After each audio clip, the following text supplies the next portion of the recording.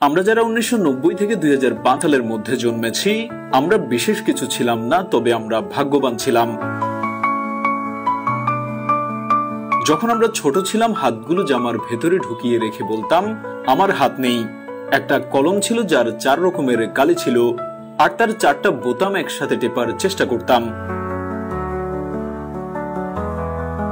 আমাদের সময়ে 1 হাত সমান কলম পাওয়া গেলেও আমরা আবার কলম কেটে অনেক ছোট কলম আবিষ্কার করতাম। দরজার পেছনে লুকিয়ে থাকতাম কেউ এলে চমকে দিবে বলে। সে আসতে দেরি করছে বলে অধৈর্য হয়ে বেরিয়ে আসতাম। রাতে হাঁটার সময় ভাবতাম আমি যেখানে যাচ্ছি চাঁদটাও আমার সাথে যাচ্ছে। কারেন্টের সুইচের 2 দিকে আঙুল চেপে সুইচটাকে অন অফের মাঝামাঝি অবস্থানে আনার চেষ্টা করতাম। স্কুলে যাওয়ার সময় সবাই একসাথে দৌড়াদৌড়ি করে যেতাম। ক্লাসে কলম কলম খেলা, খাতায় ক্রিকেট খেলা, চোর ডাকাত, বাবু পুলিশ খেলতাম।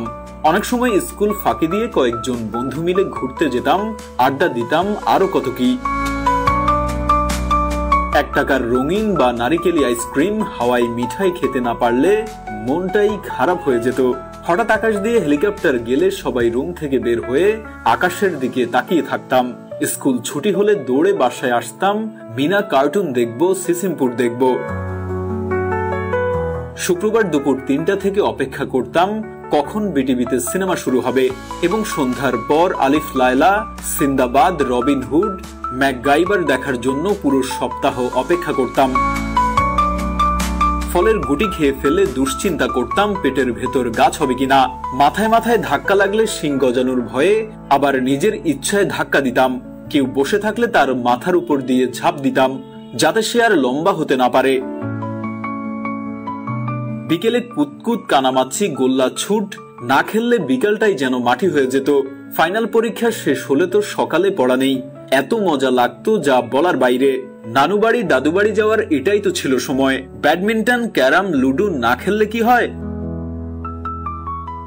ডিসেম্বর মাস ও শীতকালটা আমাদের ছোটবেলায় এমনই কালারফুল ছিল।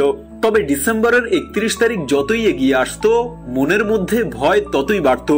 ওই দিন যে ফাইনালের রেজাল্ট দিবে তাই আর কি। আপনার শৈশবের কোনো স্মৃতির সাথে যদি আজকের ভিডিওর কোনো মিল থাকে, তাহলে অবশ্যই শেয়ার করতে ভুলবেন না।